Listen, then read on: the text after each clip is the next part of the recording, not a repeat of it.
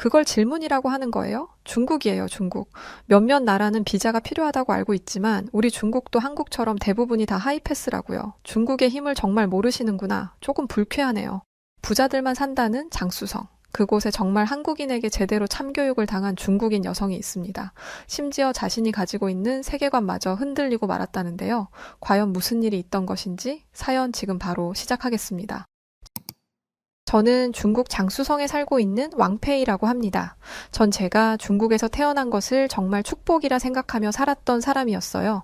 한국인 김수진 씨를 만나기 전까지는 말이죠. 저희 부모님께서는 딸 하나인 저를 부족함 없이 키우시려 많은 노력을 하셨고 사업을 하는 족족 성공을 하셨습니다.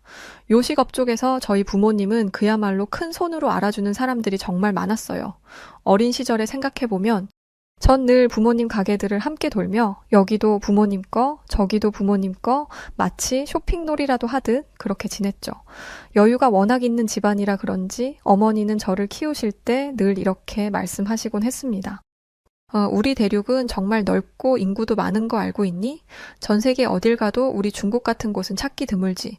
엄마 아빠처럼 돈 많은 부자도 참 많은 나라가 우리 중국이야. 엄마 아빠는 사업하느라 자유는 없이 살았으니 왕페이 너는 우리를 믿고 넓은 이 세상을 누비며 살기를 바란다. 특히 중국은 넓고 멋진 곳이라는 것을, 너의 나라라는 것을 꼭 기억하며 살기를 바란다. 항상 이런 말씀을 하셔서 저는 실제로 그렇게 성장을 했어요. 중국이 그 어떤 나라에 비교했을 때 결코 뒤지지 않는 것도 좋았고 나라 자체가 크다는 것도 전 참 좋았습니다. 만약 비상 상황이 생겼다고 한들 인구부터가 절대 밀리지 않기에 중국을 함부로 건들 수 없다고 생각을 했죠. 다만 세상은 아주 넓다는 어머니의 말에 전 다른 나라도 궁금하긴 했습니다. 물론 여행을 다니며 즐길 수 있겠지만 여행이 아니라 일을 하면서 다양한 나라에 가보면 좋겠다는 생각을 했었죠.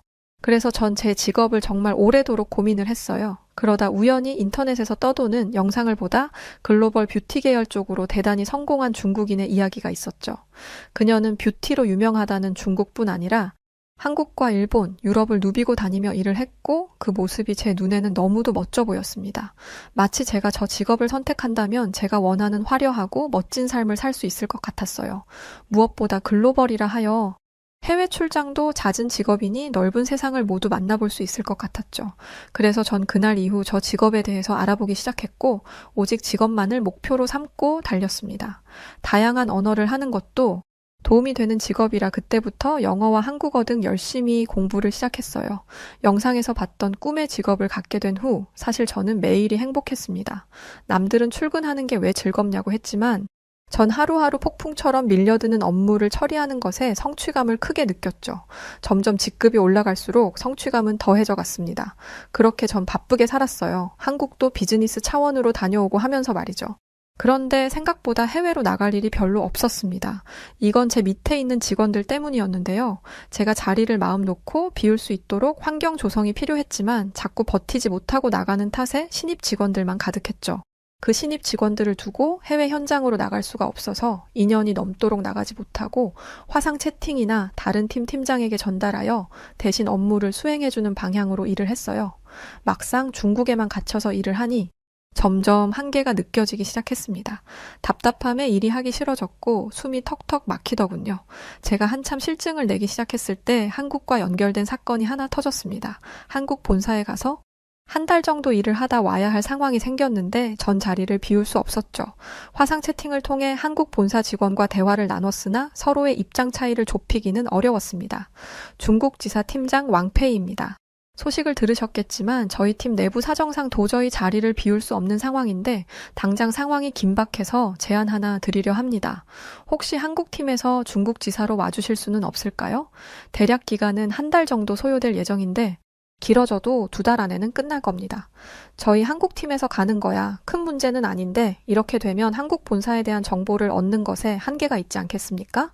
그리고 지금 2년이 넘도록 한 번을 못 오시는데 이건 좀 문제라고 생각하네요. 다 비즈니스 하는 사람들끼리 이해를 못하는 건 아니지만 앞으로도 계속 저희 한국에서 갈 수는 없어요. 우선 이번에는 방법이 없고 시간은 흐르니 저희 쪽에서 직원들 보내겠습니다. 예정에도 없이 갑작스레 가는 것이니 직원들 대우 잘 부탁드릴게요. 한국 쪽에서 저렇게 말하는 게 이해는 갔어요. 몇 년째 저희 팀 사정을 말하며 한국을 가지 못했고 그로 인해 늘 한국에서 와줬으니 말이죠. 입장이 좁혀지지 않을 것 같았는데 시원하게 바로 일 처리를 해주는 것에도 감사하긴 했습니다. 그러나 이미 이런저런 이유로 제 직업에 대해 실증이 나고 있을 때라 그런지 저런 배려에도 괜시레 예민해지기 시작했어요. 결국 직원들에게 화풀이를 하게 되었습니다. 내가 너희들 때문에 한국 본사에 저런 말을 들어야 하니? 일하면서 버티는 게 뭐 그리 어려운 일이라고 나를 이렇게 힘들게 하는 거야? 위에서 얼마나 쪼는 줄 알아? 한국에서 쪼고 위에서도 쪼고 나한테 안 미안하니? 내 평생 꿈이던 직업이었는데 이제는 진짜 신물이 난다. 아주 지긋지긋하다고. 평소 제가 가장 싫어하던 상사가 바로 화풀이하는 상사였기에 전 늘 좋은 말만 해주고 웃어주는 팀장이었어요. 제가 당한 건 적어도 돌려주기 싫었으니 말이죠. 그런데 시간이 갈수록 저도 참기가 어려워지자 결국 제가 가장 싫어하는 모습을 보이고 말았습니다. 이제는 정말 끝이 났다고 생각했죠. 차라리 부모님 사업을 물려받을까? 이제 더는 여기서 버틸 수 없을 것 같은데 그럼 내가 할 수 있는 게 사업 말고는 없겠지. 진지하게 부모님 사업을 물려받든 제 사업을 하든 회사를 나갈 계획도 세우고 있었습니다. 그렇게 마음이 복잡하던 바로 그때 한국 팀원들이 찾아왔어요. 한국 직원들과 예전에 한국에 갔을 때를 제외하고 실제로 대면하는 건 처음이라 반갑기도 하고 한편으로는 제 상황 때문에 경계하기도 했습니다.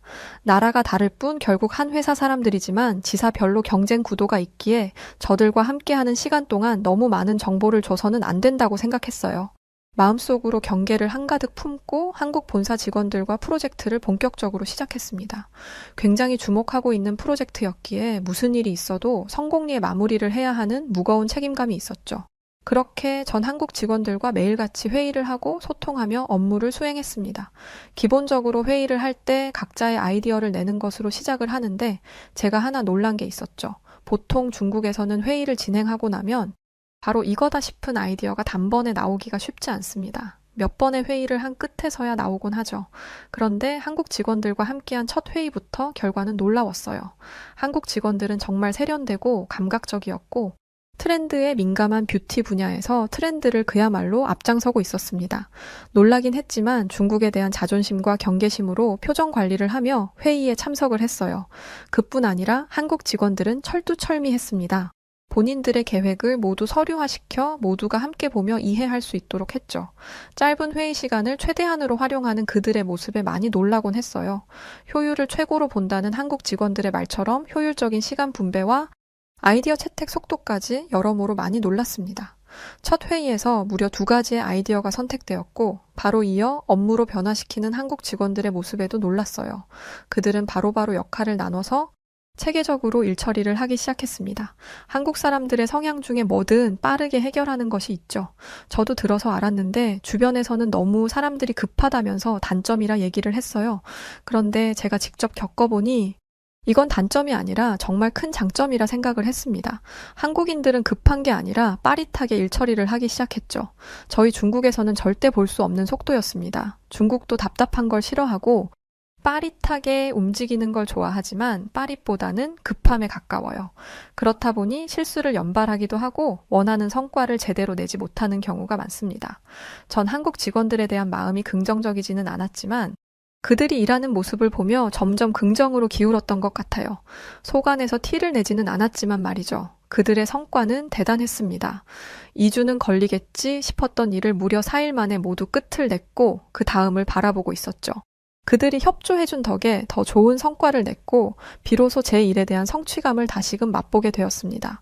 급했던 프로젝트를 어느 정도 마치고 나니 여유가 생겼어요. 그래서 한국 직원들은 중국을 알아보기 시작했죠. 여기 주변에 제일 맛있는 맛집이 어디예요? 맛집도 궁금하고 꼭 가봐야 하는 곳이나 그런 곳 있으면 알려주세요. 며칠 내내 야근하느라 제대로 잠도 못 잤지만 이제 시간적 여유가 생겨서 퇴근하고 여행하듯 다녀보려고요. 한국 직원 중 유일하게 자꾸 궁금해지던 여직원 김수진 씨는 제게 먼저 말을 했어요. 저 질문을 듣고 전 왠지 모르게 수진 씨에게 중국이 어떤 곳인지 또 맛집이 어딘지를 모두 알려주고 싶었습니다. 그래서 전 수진 씨에게 조심스럽게 손을 내밀었어요. 그러지 말고 퇴근하고 저랑 같이 가볼래요? 들어보니 다른 직원분들은 쉰다고 하는 것 같은데 혼자 다니는 것보다는 둘이 다니는 게 좋지 않겠어요? 정말요? 같이 가주시면 너무 좋죠. 현지인과 함께하는 중국이라면 완전 성공적이겠는데요? 그렇게 어느 날부터인가 수진 씨와 저는 퇴근 후 혹은 주말에는 항상 중국을 탐험하며 시간을 보냈습니다. 그렇게 자연스럽게 중식과 문화 등을 알려주기 시작했어요. 수진 씨가 참 좋았던 점은 제가 뭔가를 알려주려 하면 듣는 태도가 정말 좋았습니다. 굉장히 경청하는 자세와 공감해주는 말투, 그리고 호기심 가득 어린 표정까지 알려줄 맛이 났어요. 제가 한동안은 중국에 대해서 알려줬다면 반대로 수진 씨는 제게 한국에 대해서 알려줬습니다. 사실 인정하고 싶지 않지만 뷰티 쪽에서도 중국보다 한국이 우위에 있다는 것은 알아요. 그러나 중국 시장 어디에서도 결코 인정하지 않는 분위기이죠. 한국은 특유의 멋스러움과 세련된 느낌이 강한 곳이지만 중국은 아직까지 촌티나는 특유의 분위기를 포기하지 못했거든요. 전 이게 싫어서 슬쩍 한국의 느낌을 살리려 노력하고 있었는데 나라 전체의 분위기라 그런지 쉽게 받아들이지 못하는 중국인들이 답답했습니다. 제가 봐도 참 촌티나는 화장인데 그걸 아름답다라고 표현하니 말이죠. 전 한국의 문화, 한식 얘기를 들었을 때 흥미롭긴 했지만 트렌드를 알게 된 것이 가장 재밌고 좋았어요. 한국인들 대부분은 본인의 얼굴에 메이크업 하는 스타일이 정해져 있다고 했죠. 또 요즘은 유튜브를 통해 전문가들의 영상을 보고 본인에게 알맞은 스타일을 찾아 메이크업을 하다 보니 반전문가 수준의 실력도 보인다고 했어요. 제가 한국인들에게 놀란 것, 그리고 궁금했던 것 중 하나가 바로 셀프 메이크업을 전문가 수준으로 하는 것이었죠. 서로 각자의 나라에 대한 장점을 늘어놓던 중 수진 씨는 제게 한국 여권에 대한 자랑을 늘어놓기 시작했어요. 제가 우리나라를 좋아하는 것 중 하나인데 바로 여권이에요. 한국 여권은 그야말로 하이패스급이라 어떤 나라를 가든 거의 비자 없이 바로 들어갈 수 있어요. 이번에 중국 올 때도 별다른 절차 없이 바로 통과했거든요. 그래서 전 해외 나갈 때 한국 여권을 내밀 때면 정말 대한민국 국민인 게 엄청 자랑스럽게 느껴지더라고요. 실제로 한국 사람들은 여행 후 집에 잘 돌아가는 걸로도 유명한 거 아세요? 언제든 쉽게 나갈 수 있으니 해외에서 불법으로 머물지를 않거든요. 이런 이유들로 타국에서도 한국에 대한 신뢰도가 아주 높다는 게 정말 뿌듯해요. 수진 씨의 말을 들어보니 한국 여권의 힘은 대단하긴 했습니다. 유독 한국 사람들은 여행을 많이 즐긴다고 했는데 그렇게 여행을 한 사진을 SNS에 올리면서 자연스럽게 해당 나라를 홍보해주는 셈이 되기도 했습니다. 결국 그 나라의 관광 산업에 도움이 많이 된다며 타국에서도 한국 사람들을 엄청 우대하는 것을 알 수 있었어요. 제일 중요한 건 한국은 민주주의 국가고 테러 같은 일도 거의 발생하지 않는 드문 일이라 타국에서도 한국 사람들을 아주 안전하게 생각하곤 했죠. 이런 것들만 봐도 한국에 대한 위상을 조금은 느낄 수 있었어요. 한국이 저렇게 대단했다고? 난 해외 나갈 때마다 인터뷰를 하고 절차가 꽤 복잡했는데 한국은 그런 거 없이 그냥 갈 수 있다고? 솔직히 들으면서 이렇게까지 한국이 대단한 줄 몰랐습니다. 전 수진 씨가 조금 과장하는 줄 알았는데 알아보니 모두 맞는 사실이었어요. 수진 씨와 시간을 보내는 것은 너무 즐거운 일이었지만 왠지 모르게 제 속안에 자격지심 같은 것이 자꾸만 튀어나오려 했습니다. 제 기준으로 중국은 최고의 나라라 생각하며 한평생을 살았는데 자꾸만 그걸 한국이 수진 씨가 방해하는 기분이 들었죠. 그래서 저 역시 수진 씨에게 말했습니다. 한국 정말 대단한 나라네요. 그런데 우리 중국도 만만치 않죠. 중국 땅 넓고 인구 많은 건 다 아실 테고 그 어떤 나라에 뒤지지 않는 그런 나라거든요. 그래서 전 제가 중국인인 게 정말 좋답니다. 제가 말을 했지만 팩트는 하나 없이 그저 좋다고만 둘러댄 게 부끄럽긴 했습니다. 그래도 끝까지 중국이 짱이라며 수진 씨의 길을 확 눌러버렸죠. 수진 씨와는 각 나라에 대한 칭찬만 하지 않으면 사이가 좋았어요. 물론 수진 씨는 한국에 대해서 알려주려 제게 이런저런 말들을 해주는 것이라는 걸 알지만 저 홀로 괜히 자격지심을 느끼는 것이 문제라는 것도 충분히 인지하고 있었습니다. 이윽고 저희 두 사람에게 각 나라의 여권에 대한 이슈에 불을 확 지피는 일이 벌어지고 말았어요. 한국 팀들이 넘어가고 유럽으로 가야 하는 일정이었죠.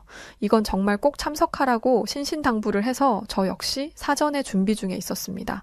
그런데 유럽 쪽 일정이 앞당겨지길 원하는 상황이라 당장 가야 했어요. 이렇게 된 이상 한국팀과 같이 유럽에 다녀오라는 지시가 떨어졌습니다. 전 오히려 좋긴 했어요. 오랜만에 외국에 나가는 것이고 유럽은 제가 직접 가서 궁금증을 해결하고 싶었던 것이 아주 많았죠. 그래서 전 기쁘고 가벼운 마음으로 유럽으로 갈 준비를 했습니다. 한참 준비를 하는데 어느 날 갑자기 수진 씨가 제게 이런 질문을 했어요. 왕페이 여권에 문제 없는 건 확인했어요. 비자 괜찮은 건가요? 이 질문을 듣고 전 콧방귀를 꼈습니다. 정말 중국 여권에 힘이 있는데 얼마나 밑으로 깔봤으면 저런 질문을 할까 싶었죠. 수진 씨, 그걸 질문이라고 하는 거예요? 중국이에요, 중국. 몇몇 나라는 비자가 필요하다고 알고 있지만 우리 중국도 한국처럼 대부분이 다 하이패스라고요. 중국의 힘을 정말 모르시는구나. 조금 불쾌하네요. 전 그런 뜻으로 말한 게 아니에요. 불쾌했다면 미안해요. 유럽 출장이 큰 사안이라 혹여나 차질이 생길까봐 미리 준비하자는 차원에서 말했던 거였어요. 그 차질이 왜 중국일 거라 생각하죠, 수진 씨? 한국도 문제가 없는데 경제 강국인 중국이라고 문제가 있을까요? 제가 이 말을 안 하려고 했는데 우리가 친해진 것도 좋고 다 좋다 이거예요. 그런데 수진 씨 말할 때마다 자꾸 은근히 한국은 높게 평가하고 우리 중국을 아래로 보는 듯이 말해서 제가 기분이 많이 나쁘거든요. 저 다른 사람들에 비해 과할 정도로 자국에 대한 애정 넘치는 사람입니다. 내 나라를 사랑하지 않는 국민은 없겠지만 말이에요. 앞으로 조심 좀 해주세요. 전수진 씨에게 그간의 울분을 한 번에 터뜨렸습니다.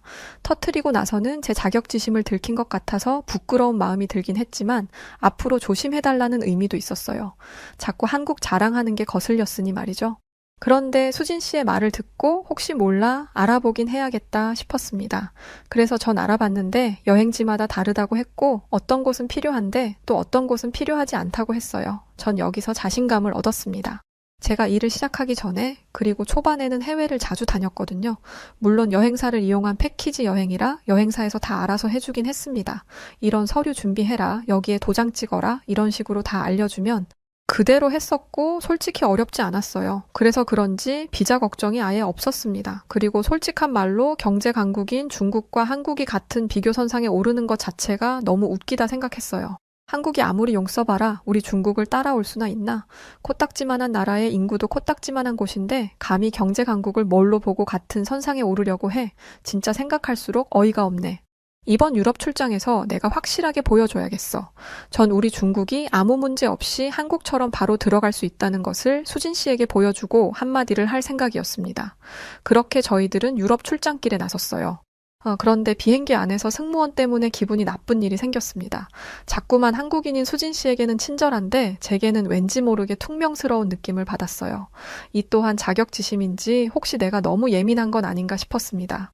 중국 비행기도 아니었기에 전 최대한 조용히 가고 있었어요. 화장실을 가던 길 승무원들이 영어로 뭐라 하는 말을 들었습니다. 중국 출발이라고 해도 왜 이렇게 중국인들이 많은 거야? 진짜 중국인들 딱 질색인데 오늘 비행 완전 꽝이다 꽝이야. 중국인들 많이 타니까 질서도 없고 소란스러운 거 봐. 왜 저렇게 목소리들이 크고 무식한 거야? 진짜 싫다. 저런 사람들이 자꾸 유럽에 오니까 유럽 이미지를 망치는 건데 지들 나라에나 있지 왜 나오는 거야? 서비스도 해주기 싫다니까? 근데 같은 아시아국인데도 한국이랑은 진짜 다르지? 한국인들은 교양이 묻어나는 게 딱 보이지 않아? 예의도 바르고 고풍스러운 특유의 그 분위기가 있어. 이래서 한국 하는구나. 승무원들이 중국에 대한 비난을 서슴없이 하는 말을 듣고야 말았어요.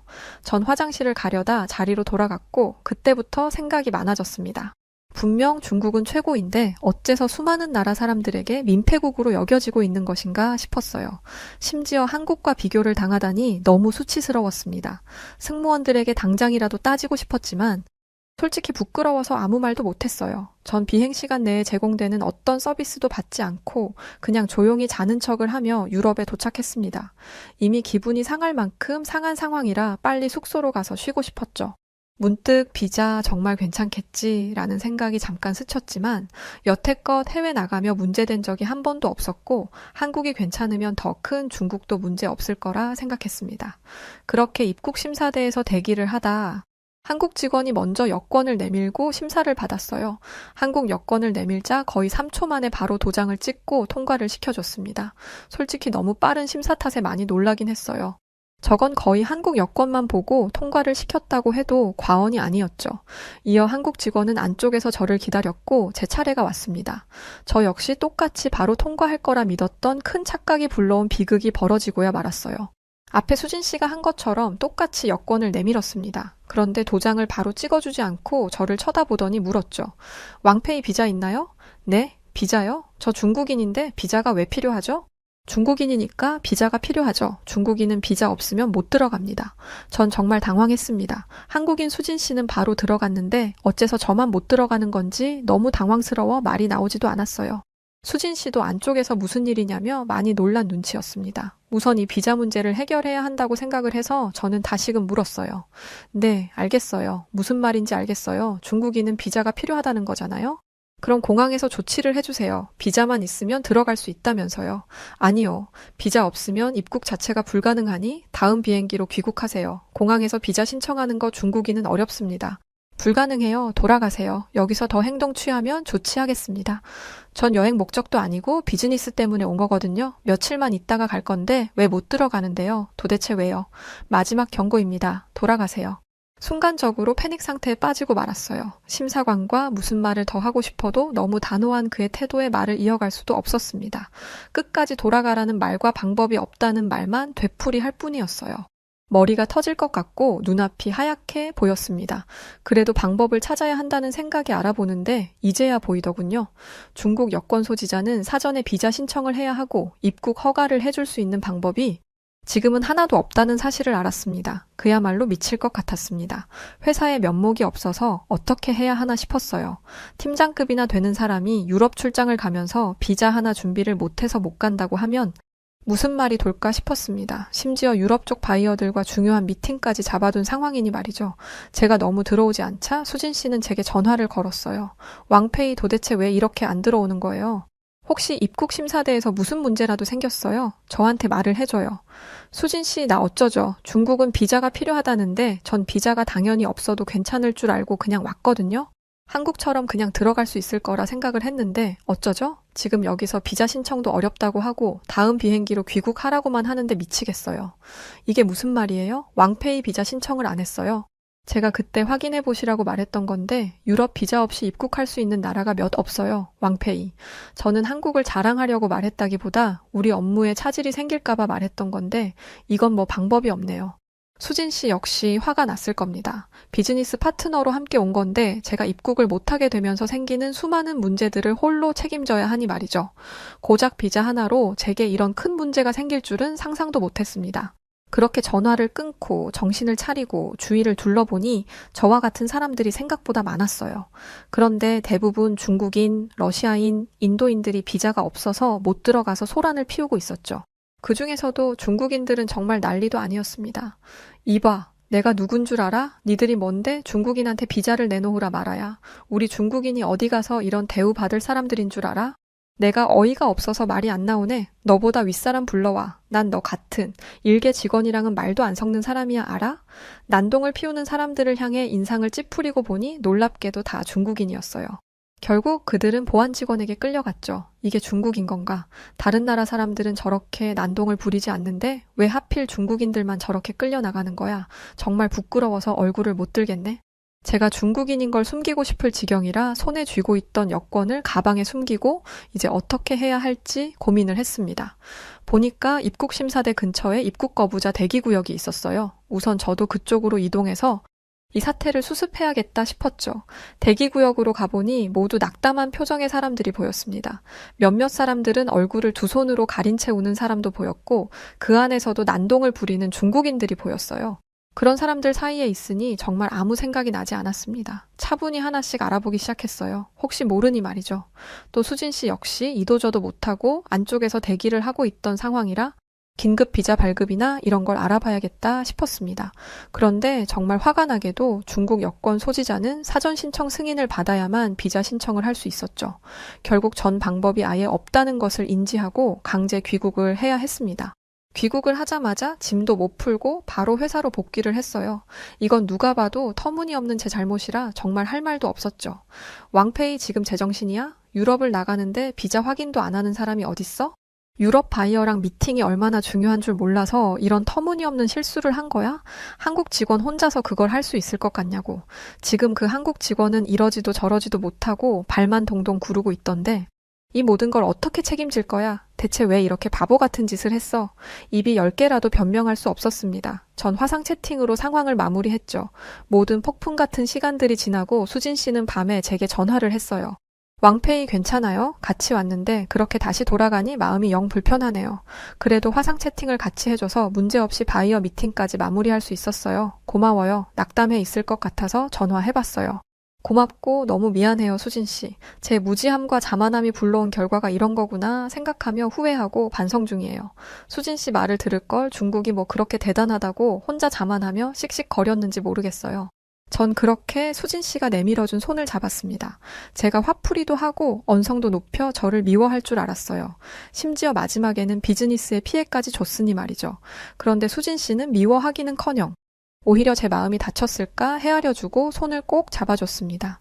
유럽에 도착했던 순간부터 강제 귀국해 모든 일과를 마친 순간까지 숨도 제대로 쉬질 못했는데 수진 씨 덕에 마음을 편히 가질 수 있게 되었습니다. 뭔지 모를 중국에 대한 배신감에 자세히 알아봤어요. 그런데 한국과 중국은 비교할 수 없는 레벨이었습니다.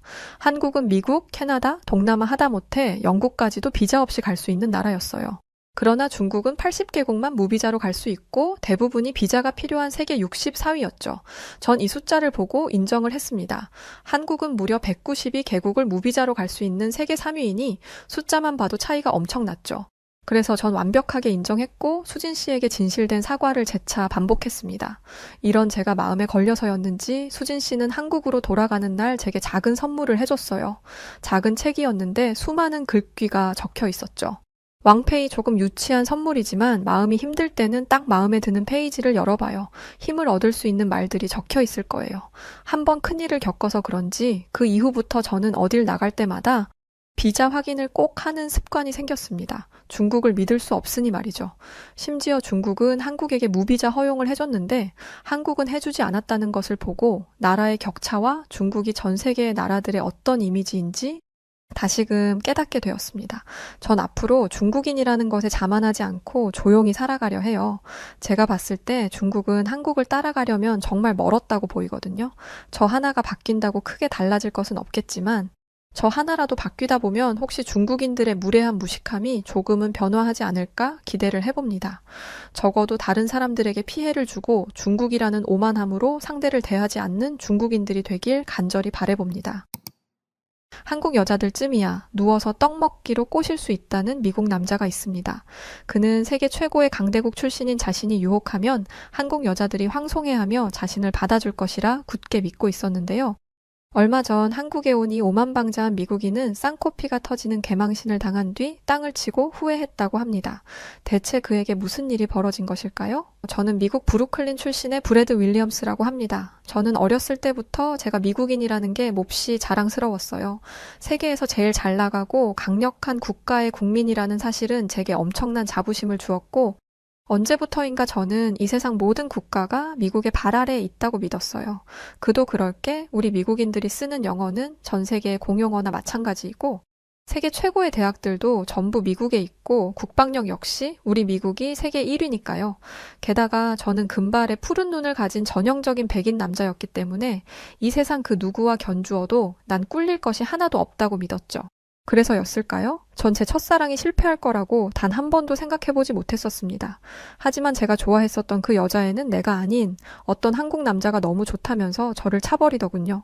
처음에 저는 이 현실이 믿기지가 않았어요. 세계 최강대국 미국인인 제가 고작 한국이라는 조그만 나라 출신에게 밀려서 이런 비참한 꼴을 당하다니요? 저는 너무 분해서 밤에 잠도 제대로 잘 수 없을 정도였답니다. 그래서 저는 그 한국 남자에 대해 알아보기로 했어요. 대체 어떤 놈이길래 내 소중한 첫사랑을 빼앗아간 것인지 궁금해서 참을 수가 없었거든요.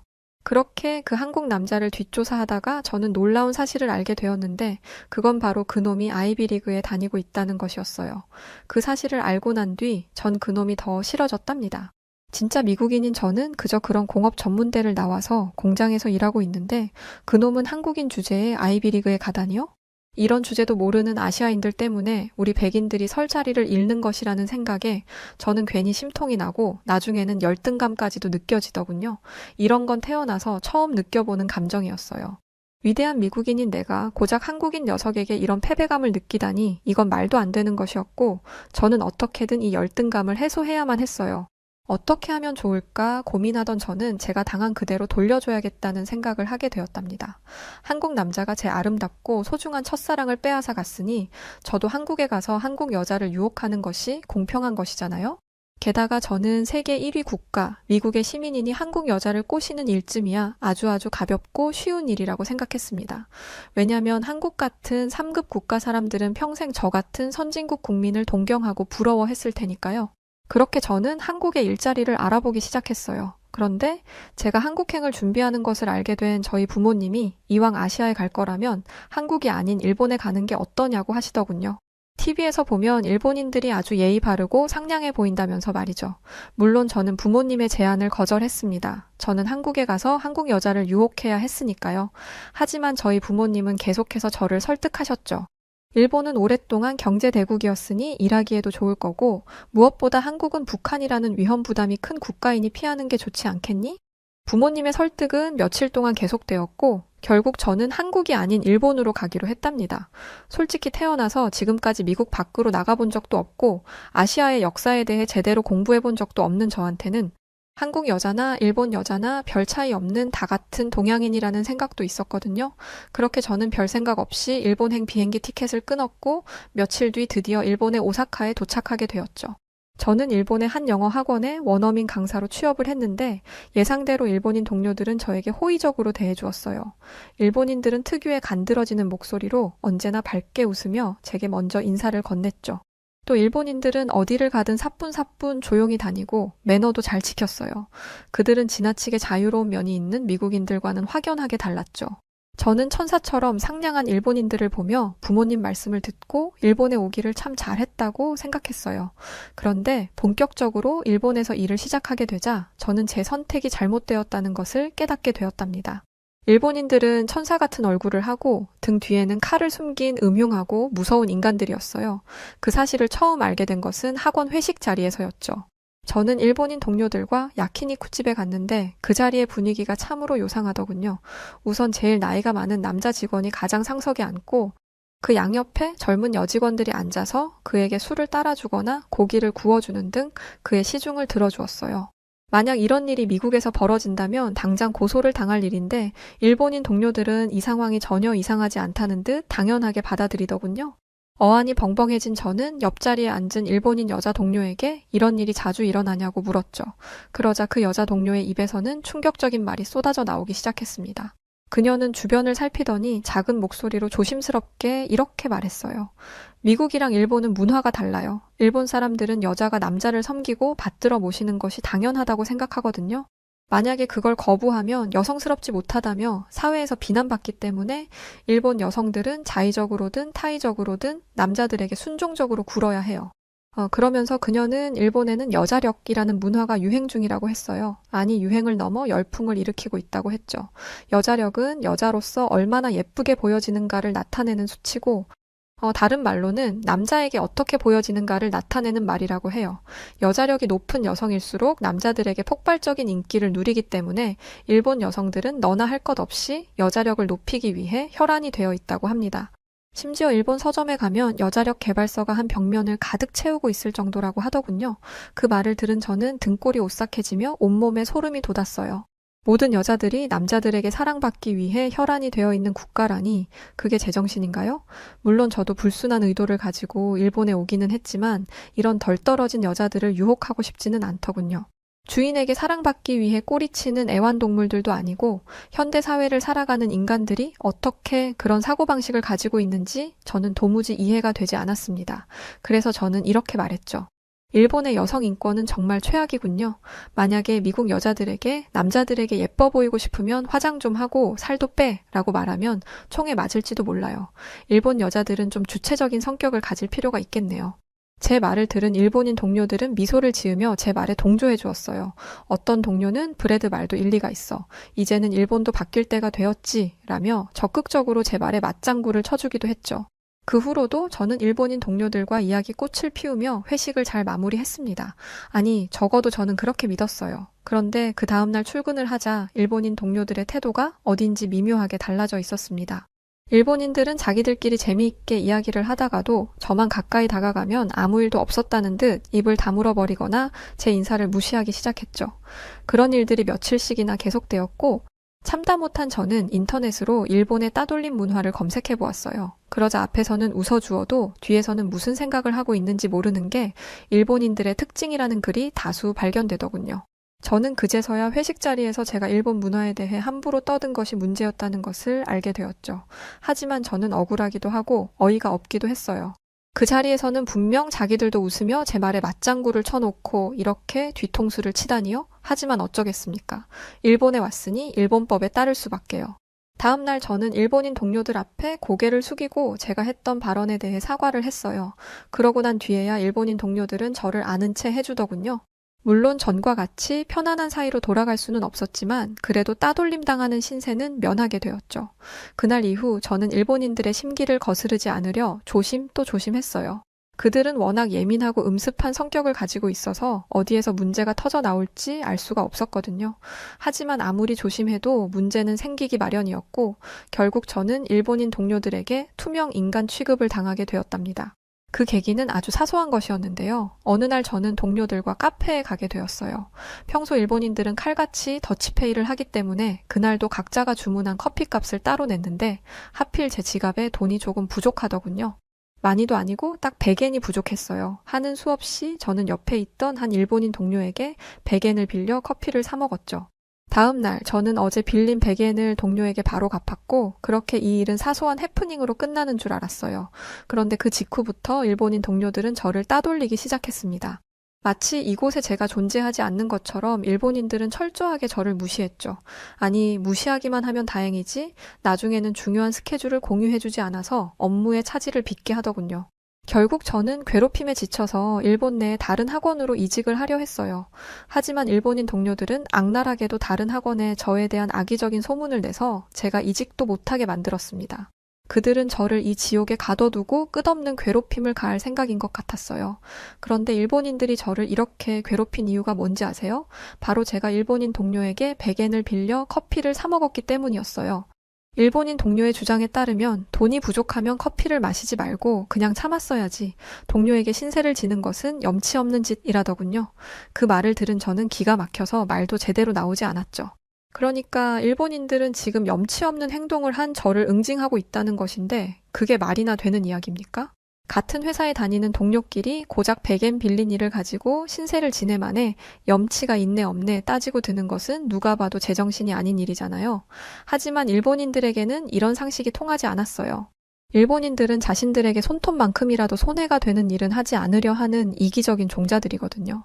게다가 일본인들은 무리 내에 약자가 있으면 꼭 그를 따돌려서 나머지의 결속을 다지는 끔찍한 습성도 가지고 있었어요. 그러니까 외국인 노동자인 제가 일본인으로 가득한 회사에서 따돌림을 당하는 것은 어찌 보면 처음부터 피할 수 없는 일이었던 거죠. 여기에 더해 일본인들은 업무적으로도 치사한 갑질을 일삼았어요. 그들은 편하거나 좋은 일은 자신들이 도맡아서 하고 하등 쓸모없는 잡일들은 제게 몰아주더군요. 그런 일이 계속될수록 일본인들은 능력이 우수한 사람으로 평가받고 저는 별로 필요 없는 인력으로 평가받게 되었죠. 그렇게 일본인들은 제 노동력을 착취해서 자신들의 성과를 올렸는데 끔찍한 것은 그들에게 이런 일이 아주 익숙해 보였다는 것이었어요. 저는 일본인들의 더러운 습성에 혀를 내둘러야 했죠. 그러던 어느 날 한 일본인 동료가 저를 보며 백인들한테서는 특유의 치즈 누린내가 나라는 말을 하는 게 아니겠어요? 순간 엄청 화가 난 저는 지금 말 다 했냐고 큰 소리를 치며 그 일본인 동료에게 다가갔어요. 그 일본인 동료는 170cm도 안 될 것 같은 작은 키를 가지고 있었는데 키가 176cm였던 제가 그 앞에 서서 내려다보자 겁을 집어먹더군요. 여태까지 같은 일본인들과 무리를 지어서 저를 비웃고 무시해 왔으면서 제가 강하게 나오니까 쫄아서 아무 말도 못하는 모습을 보며 저는 일본인들이 참 비겁하다는 것을 알게 되었죠. 그들은 강한 자에게 약하고 약한 자에게 강한 전형적인 찌질이들이었어요. 일본인들의 실체를 정확히 알게 되자 저는 그들이 우스워 보이기 시작했습니다. 그러자 재미있는 일이 일어나기 시작했어요. 일본인들이 제게 함부로 대하기는커녕 쭈뼛거리며 설설기는 게 아니겠어요. 저는 일본인들의 이런 역겨운 습성에 완전히 질려버렸고 이제 그만 일본을 떠나기로 했습니다. 하지만 이대로 미국으로 돌아가기는 아쉬웠고 저는 원래 계획했던 대로 한국에 가보기로 했죠. 얼마 후 저는 한국 땅을 밟게 되었는데 바로 그 순간부터 놀라움의 연속이었답니다. 우선 인천공항의 직원들은 능숙하고 유창하게 영어를 사용했는데 그들의 뛰어난 영어 회화 실력의 순간 저는 제가 미국에 잘못 왔나 하는 생각까지 들 정도였죠. 사실 저는 일본에서 생활하면서 답답함을 느낄 때가 한두 번이 아니었거든요. 일본인들은 정말 기초적인 영어도 할 줄 몰라서 늘 손짓과 발짓을 섞어가며 대화를 해야 했죠. 반면에 여기 인천공항의 직원들은 자유자재로 영어를 구사하며 완벽에 가까운 서비스를 제공하고 있었어요.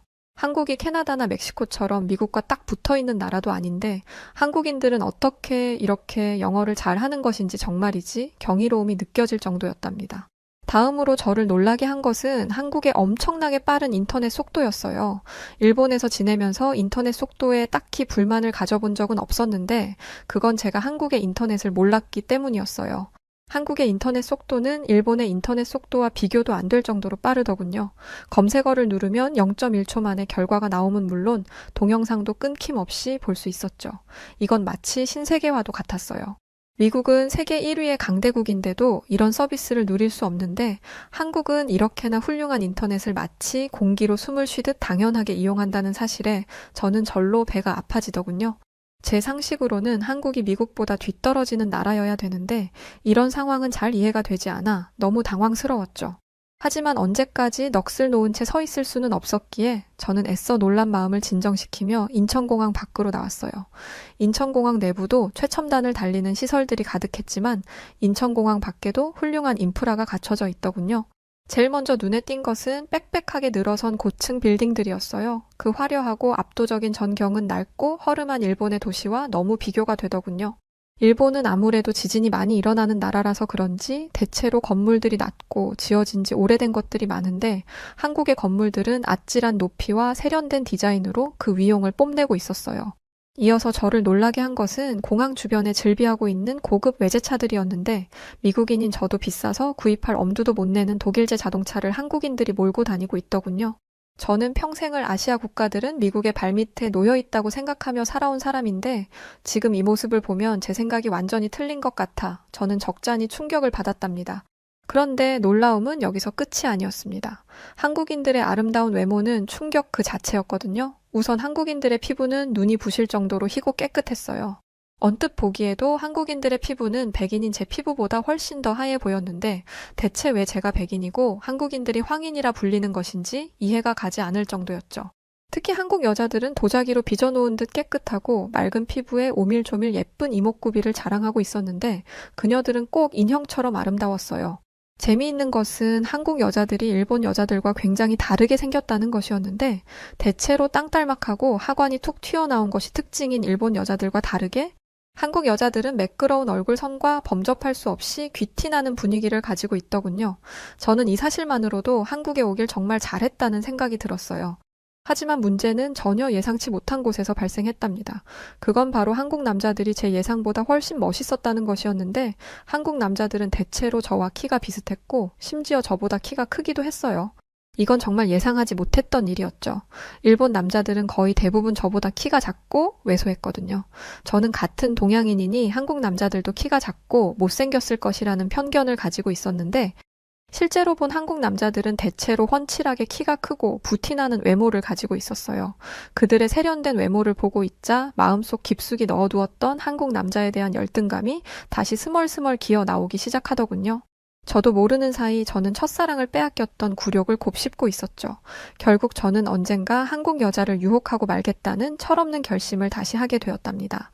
지금 생각해보면 어리석고 유치하기 짝이 없는 생각이지만 당시에 저는 악만 남은 상태였어요. 그렇게 저질스러운 생각을 하며 저는 새로운 직장으로 향했죠. 저는 한국에서도 영어 학원의 원어민 강사로 일하게 되었는데 한국인 동료들은 일본인 동료들이 처음에 그랬던 것처럼 저를 반갑게 맞이해 주었어요. 하지만 저는 이미 일본인들에게 대인 경험이 있기 때문에 한국인들에게 쉽게 마음의 문을 열지 않았죠. 한국인들이 아무리 상냥하게 웃으며 다가와도 전 그 미소에 속지 않을 것이라 다짐했어요. 저는 어차피 개인주의가 팽배한 미국에선 온 사람이라서 혼자 지내는 것이 익숙했고 딱히 한국인 친구를 만들고 싶은 마음도 없었기에 한국인 동료들에게 대면대면하게 굴었죠. 그런데 한국인들은 혼자 밥을 먹고 혼자 커피를 마시는 저를 이해하지 못하는 것 같았어요. 그들은 끈질기게 저에게 다가와 말을 걸고 호의를 베풀었습니다. 어느 날은 다 같이 친해질 겸해서 술을 마시러 가자고 하더군요. 그 순간 저는 일본에서의 기괴했던 경험이 떠올라 싫다고 거절했지만 끝끝내 한국인 동료들은 요즘 유명한 맛집이라는 곳으로 저를 데리고 갔어요. 지금 생각해보면 한국인 동료들은 한국인 특유의 정으로 무리해서 겉도는 저를 챙겨준 것이었지만 당시에 저는 저에게 자꾸만 들이대는 한국인 동료들이 귀찮기만 했습니다. 하지만 그렇게 억지로 끌려가다시피 한 자리에서 저는 놀라운 경험을 하게 되었답니다. 우선 한국인들은 술을 마실 때 일본인들처럼 여자력끼니 머니를 따지며 변태같이 놀지 않더군요. 오히려 한국인들은 혹시 누가 지나치게 취하지는 않았는지 혹은 누가 소외되어 있지는 않은지 체크하며 서로를 세심하게 챙기기 바빴어요. 세상 친절한 척은 다하지만 속으로는 끔찍하게 이기적인 일본인들만 보다가 따뜻하고 이타적인 한국인들을 보니 어쩐지 기분이 묘하더군요. 이들을 보고 있으면 겉으로는 웃어주면서 속으로는 다른 생각을 품고 있는 일본인들과 한국인들은 본질적으로 다르다는 것을 느낄 수 있었어요. 어느새 저는 한국인 동료들에게 마음의 문을 열었고 맛있는 한국 음식을 안주로 먹으며 즐거운 시간을 보내게 되었죠. 그러던 중 저는 잠시 화장실에 들렀고 얼마 후 화장실에서 나온 저는 기절할 정도로 깜짝 놀라게 되었답니다. 글쎄, 저와 한국인 동료들이 앉아있던 자리에 가방과 겉옷은 그대로 있는데 사람들은 감쪽같이 사라진 게 아니겠어요? 저는 누가 우리의 짐을 훔쳐갈세라 서둘러 자리로 돌아가 앉았죠. 그렇게 얼마나 있었을까? 하나둘씩 자리를 비웠던 동료들이 돌아오더군요. 누구는 잠시 전화를 받으러, 누구는 흡연을 하러, 누구는 화장실을 가러 간 것이었어요. 저는 아무리 볼 일들이 급했어도 그렇지 가방이랑 옷을 두고 가면 어떻게 하냐고 내가 빨리 발견을 했으니까 망정이지 안 그랬으면 다 도둑 맞을 뻔했다고 했죠. 그러자 한국인 동료들은 그럴 일은 절대 없다며 걱정하지 말라고 하더군요. 저는 그 말이 이해가 되지 않아 이렇게 되물었어요. 주인 없는 값비싼 물건이 덩그러니 놓여 있으면 누군가 훔쳐가는 게 당연한 거 아니야? 세계에서 제일 잘 사는 나라인 우리 미국에서도 소매치기를 당하거나 물건을 도둑 맞는 일은 아주 흔하다고. 대체 뭘 믿고 그렇게 자신만만한 건데? 제 질문에 한국인 동료들은 한국인을 믿는다고 답하더군요. 원래 한국인들은 주인 없는 물건에 손을 대지 않는다면서 말이죠. 그 말을 들은 저는 혹시 한국은 남의 물건에 손을 대면 처벌을 세게 하는지 물었어요. 그러자 한국인 동료들은 이렇게 답하더군요. 한국인들이 남의 물건에 함부로 손대지 않는 것은 처벌이 무서워서가 아니야. 그냥 내 것이 아닌 다른 사람의 물건이니까 손을 대지 않는 것이 당연하다고 생각하는 거지. 저는 그 말이 도저히 믿기지 않았어요. 무슨 천사들도 아니고 사람이 그렇게까지 양심이 바르고 반듯할 수는 없다고 생각했거든요. 하지만 한국이라는 나라를 겪으면 겪을수록 한국인 동료들의 말이 사실이라는 것이 드러났습니다. 한국에는 무인으로 운영되는 가게들이 많았는데 한국인들은 주인이 없어도 도둑질을 하지 않는 것이 너무나 당연하다는 듯 스스로 값을 지불하며 무인 가게를 양심적으로 이용하고 있었죠. 저는 만약 미국의 슬럼가에 이런 무인 가게가 세워진다면 어떤 일이 벌어질까 상상해 보았어요. 아마 채 1시간도 되지 않아서 그 가게는 강도들로 인해 초토화가 되고 말 겁니다. 그런 일이 벌어지는 것이 당연하던 나라에 살다가 이렇게 양심적인 문화를 처음 겪었을 때 저는 인지부조화가 올 지경이었어요. 그때 제가 느낀 감정은 새하얀 백조들 틈에 낀 미운 오리가 된 기분이었답니다. 하지만 시간이 지날수록 백조들 사이에서 살아가는 것이 썩 괜찮은 일이라는 것을 저는 알게 되었어요. 우선 한국 학원에서 근무하는 것은 일본에서 근무할 때보다 훨씬 근사한 일이었는데 일단 사람 대 사람으로 존중받으며 일할 수 있다는 것이 너무 좋았습니다. 일본에서 말 같지도 않은 이유로 무시를 받다가 스마트하고 젠틀한 한국인 동료들과 함께 일하게 되니 꼭 천국에 온 기분이더군요. 게다가 한국 학생들은 굉장히 똑똑해서 하나를 가르치면 열을 알아들었어요. 날로 일취월장하는 제자들을 보며 저는 전에 느껴본 적 없던 성취감과 뿌듯함도 느낄 수 있었죠. 어느 순간부터 저는 한국에서 일할 수 있음에 감사하며 누가 시키지 않아도 있는 힘을 다해 열심히 일하게 되었답니다. 그렇게 저는 마음을 다잡고 한국에서 인생의 전성기를 보내고 있었죠. 하지만 제 안에 어리석은 열등감과 무지 때문에 제 인생은 다시 꼬이기 시작했답니다. 평소처럼 열심히 강의를 하고 나오던 어느 날 갑자기 원장님이 저를 부르시더군요. 원장님은 그동안 저를 눈여겨봤다고 하시며 열심히 일해줘서 고맙다고 제게 특별 보너스를 주셨어요. 저로서는 생각지도 못한 엄청난 보상이었죠. 저는 앞으로도 더 성실하게 일하겠다고 인사를 드리고 원장실을 빠져나왔어요. 그리고는 갑자기 생긴 큰돈을 보며 무엇을 할까 고민하기 시작했죠. 그러다가 문득 저는 클럽에 가봐야겠다는 생각을 하게 되었어요. 마침 그날은 금요일이기도 했고 당시 제 안에는 아름다운 한국 여자를 유혹하고 말겠다는 욕망이 꿈틀거리고 있었거든요. 그렇게 저는 강남에 있는 클럽으로 향했죠. 택시를 타고 클럽으로 가면서 저는 이런 생각을 했답니다. 클럽에서 제일 예쁜 한국 여자를 꼬셔야지. 난 세계 최고의 강대국 미국의 국민이니까 한국 여자들을 쉽게 꼬실 수 있을 거야. 그렇게 허황된 꿈을 꾸는 사이 어느새 택시는 강남의 클럽에 도착했고 저는 부품 기대를 아는 채 클럽 안으로 들어갔습니다. 아니나 다를까 클럽 안에는 아름다운 한국 여자들이 가득하더군요. 먹이를 노리는 매처럼 기회를 노리던 저는 혼자서 춤을 추고 있는 한 여자에게 다가가기 시작했어요. 잠시 후 아름다운 그녀의 옆에 서게 된 저는 나 미국인인데 같이 놀겠냐고 물어봤죠. 이어서 그녀의 입이 열렸고 저는 충격을 받아 그 자리에서 얼음이 되어 버렸답니다. 네? 미국인인데 왜 제가 그쪽하고 같이 놀아야 해요? 관심 없는데 저쪽으로 가주실래요? 저는 미국인들은 싫어서요. 제가 미국인이라는 것을 밝히면 당연히 제 유혹에 넘어올 것이라 생각했던 그녀는 대체 뭐가 어떻게 된 일인지 저를 단칼에 거절해버렸어요. 저는 당황스럽고 당황한 마음에 그녀에게 영어로 욕을 해버렸죠. 볼 것도 없으면서 괜히 튕기기는 나도 당신 같은 여자는 별로예요. 유독 영어를 잘했던 한국인들이라 그 여자도 제 말을 알아들었더군요. 그래서 맞받아치기 시작했고 결국 저희는 말싸움을 하게 되었어요. 상황이 격해지기 시작하자 주변에 있던 한국 남자 한 명이 제 팔을 잡고 진정하라며 말리더군요. 하지만 저는 이미 이성을 잃은 상태였고 제 팔을 잡은 그 한국 남자의 얼굴에 주먹을 날리고 말았습니다. 지금 생각해보면 참 어리석고 무모한 행동이었지만 당시에 저는 저보다 체격이 작은 한국인 한 명쯤이야 제가 쉽게 이길 수 있을 것이라는 생각을 하고 있었어요. 그런데 한국인을 우습게 본 것은 엄청난 실수였습니다. 저에게 맞은 그 한국 남자는 자세를 고쳐 잡더니 번개같이 빠른 속도로 발차기를 날리더군요. 결국 저는 그 발차기 한 방에 나가 떨어지고 말았죠. 이어서 경찰이 도착했고 저는 창피하게도 쌍코피를 줄줄 흘리며 인근 경찰서로 끌려가게 되었어요. 경찰서에 가서 들으니 한국 남자들은 어릴 때 다들 태권도라는 무술을 기본으로 배운다고 하더군요. 그러면서 경찰관은 이렇게 말했어요. 멀쩡하게 생긴 외국인이 왜 한국에 와서 사고를 치고 그래요 대체? 외국 남자들 신사라는 말도 옛말이지원. 사고 칠 거면 한국에 오지를 마요. 저는 아까 맞은 곳이 아파서 또 너무 창피해서 눈물을 줄줄 흘렸어요. 그러고 있기를 얼마나 지났을까 제 신원 보증을 해주기 위해 한국인 동료들이 경찰서에 와주었답니다. 굉장히 늦은 시간이었음에도 불구하고 엉뚱한 사고를 친 동료를 위해 한 걸음에 달려와준 그들이 어찌나 고맙던지요. 동시에 저는 엄청난 죄책감을 느껴야 했어요. 이렇게 저를 위해주는 동료들의 나라에서 저는 몹쓸 사고나 쳤으니까요. 창피함과 죄책감에 고개도 들지 못하고 눈물만 흘리는 저를 대신해 제 한국인 동료들은 제가 친 사고를 수습해 주었답니다. 저는 착하고 예의 바른 한국인 동료들 덕분에 별탈 없이 이 일을 넘길 수 있었죠. 그 새벽 저는 동료들에게 다시는 이런 일 없을 거라고 단단히 약속하고 진심을 다해 감사를 전했습니다. 그날 이후 저는 건방지게 굴었던 지난 날을 반성하며 한국인들의 반듯함을 닮으려 애쓰고 있어요. 그리고 한국인 동료들은 언제나 제 곁을 지키며 모범이 되어주고 있답니다. 참을 수 없이 부끄러운 과거를 제가 다시 반복하지 않도록 말이죠.